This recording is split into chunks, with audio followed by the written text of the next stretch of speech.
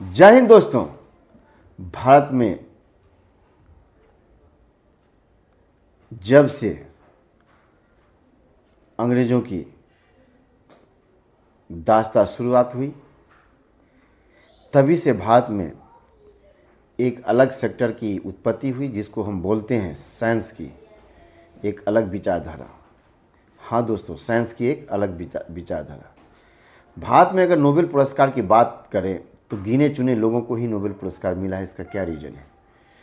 हमारी शिक्षा व्यवस्था कितना सुदृढ़ है, कितना मजबूत है, कितना साइंटिफिक है, कितना तार्किक है, कितना लॉजिकल है, आप बखूबी जानते हैं, बखूबी समझते हैं। तो आज की जो मैं जिस विषय वस्तु को लेकर आया हूं दोस्तों, वो हर बच्चे के लिए, हर भारतीयों के लिए गर्व की बात है।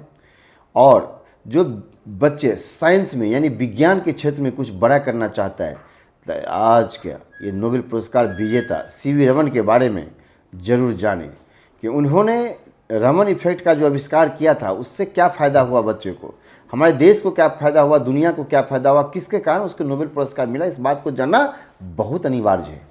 तो आज हम बात करते हैं 7 नवंबर 1888 का। तिरुचिरापल्ली तमिलनाडु में उनका जन्म होता है। संयोग से उनके घर का वातावरण काफ़ी शिक्षित होता है क्योंकि उनके पिताजी भौतिक के खुद शिक्षक होते हैं। तो उनके घर में किताबों की यानी साइंस के बुक्सों की भरमार हुआ करता था। पढ़ने लिखने में किसी तरह की समस्या नहीं थी। आपको 18 वर्ष की अवस्था में एमएससी पास करके एक साइंस की दुनिया में बेहतर नाम कमा चुका था। लेकिन संयोग की बात यह थी कि उनके पास उस ढंग की व्यवस्था नहीं था कि वो रिसर्च कर सके किसी भी वस्तु पर, क्योंकि बचपन से ही काफ़ी प्रतिभावान और जिज्ञासु प्रकृति के बालक थे। कुछ करने का अलग लालसा हुआ करता था उनके मन में। उन्होंने देखा कि मेरे पास फाइनेंशियल प्रॉब्लम है। उन्होंने क्या किया, फाइनेंशियल डिपार्टमेंट के अंदर एक अधिकारी के पोस्ट पर जॉब कर लिया। दिन में जॉब करते थे और जो भी इनकम होते थे उनसे वो साइंस के उपकरण परचेज करके वो उस रिसर्च करते थे। कहते हैं कि ये सिलसिलेवार चलता रहा। संयोग की बात है 1921 ईस्वी में उनको यूरोप जाने का मौका मिला।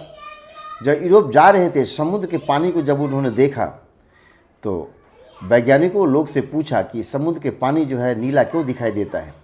तो उस टाइम में वैज्ञानिक यही कहते थे कि आकाश का रूप है, यानी आकाश के कारण ही पानी का रंग, अंतरिक्ष के कारण ही पानी का रंग नीला दिखाई देता है। इस पर फिर रमन ने कहा कि अगर अंतरिक्ष के कारण, आकाश के कारण, उनके छवि के कारण अगर पानी का रंग नीला होता है तो एक बोतल पानी को भर करके देखा और उसमें देखा कि पानी का बोतल क्यों नहीं फिर नीला होता है। फिर उसके दिमाग में रिसर्च की एक अलग व्याख्या शुरुआत हुई। अब वहीं से प्राप्त हुआ दोस्तों रमन इफेक्ट। उसने क्या किया, इंडिया आकर के जब जॉब करते थे तो रास्ते में एक जगह मिला जिसको ISCS कहते हैं, Indian association for the cultivation of science. ये जगह था कर्नाटक में, बेंगलोर के पास। उसी को उसने लैब बनाया, वहीं रूम में लेकर के अपना रिसर्च करना शुरू किया। और सूरज की रोशनी को तरल पदार्थों से जब गुजारा, लिक्विड से जब गुजारा, तो देखा कि सूरज की रोशनी जब लिक्विड से गुजरती है तो गुजरने के बाद जो फिर उनका वेवलेंथ होता है वो डिफरेंट होता है। और जब ये देखा कि डिफरेंट होता है, यही कारण था कि जल जो है वो नीला दिखाई देता है। इससे काफ़ी खुशी मिली उनको और उन्होंने इतना खुश हुआ कि कहा कि मैंने खोज लिया, अपने जीवन का सबसे बेहतर चीज़ हमने खोज लिया। इससे दोस्तों फ़ायदा क्या हुआ, हम केमिकल को पहचान सकते हैं, हम लिक्विड और केमिकल में अलग अंतर कर सकते हैं, जो फ्रूटों पे जो कलरिंग किया जाता है उसको हम पहचान सकते हैं, असली नकली को पहचान सकते हैं। यानी किसी भी वस्तु को बिना हानि पहुंचाए उसमें क्या मात्रा किस चीज़ का है उनको हम अलग से फाइंड आउट कर सकते हैं। इस चीज़ के आविष्कार से पूरी दुनिया एक विज्ञान के क्षेत्र में एक अलग उनको एक टॉपिक मिला, एक उनको रिसर्च का एक स्रोत मिला, जिनके माध्यम से भारत को दुनिया में और साइंस की दुनिया में पहचाना गया। क्योंकि भारत को पहला व्यक्ति था सीवी रमन, जिसको नोबेल पुरस्कार 1930 में दिया गया। और भारत का नाम एक्चुअली उस टाइम में अंग्रेज़ों की शासन व्यवस्था थी, लेकिन उन्होंने अंग्रेज की शासन व्यवस्था में रहते हुए अपना देश का नाम बुलंदियों पर पहुंचाया। उसका नाम था सीवी रमन। दोस्तों, सीवी रमन प्रयोग करते रहे और कहते हैं कि ये 1970 ईस्वी की बात है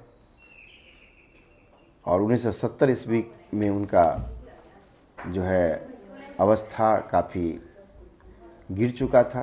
कहते हैं कि हार्ट फेल्यूर से उनका निधन हुआ। निधन से पहले अपने सहयोगियों को, अपने परिवार के मित्रों को, अपने पारिवारिक सदस्यों को ये बात बोल दिया था कि मेरी मृत्यु अगर हो तो कोई शोभा यात्रा निकालने की आवश्यकता नहीं है। सिर्फ एक ही चीज़ पर ध्यान रखिएगा कि विज्ञान कभी मरे नहीं, सिर्फ इसी पर फोकस होना चाहिए। मैं रहूं या न रहूं, विज्ञान भारत का हमेशा आगे बढ़ता चला जाना चाहिए। और दोस्तों, बेंगलोर के बगीचे में एक पेड़ के नीचे जहां उनका जलाया गया, जहां उनको शवदाह किया गया, उन पर जो है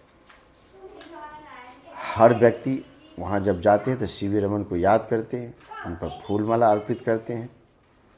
तो कहने का मतलब ये है कि जो भी भारत के बच्चे हैं वो साइंस पर विशेष ध्यान दें, और ताकि भारत को अगर दुनिया में नंबर 1 बनाना चाहते हैं तो साइंस सब्जेक्ट को बेहतर से समझें।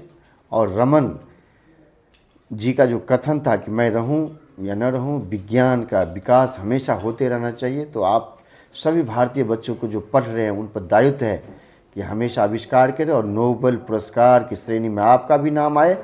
उसी शुभकामनाओं के साथ जय हिंद, जय भारत।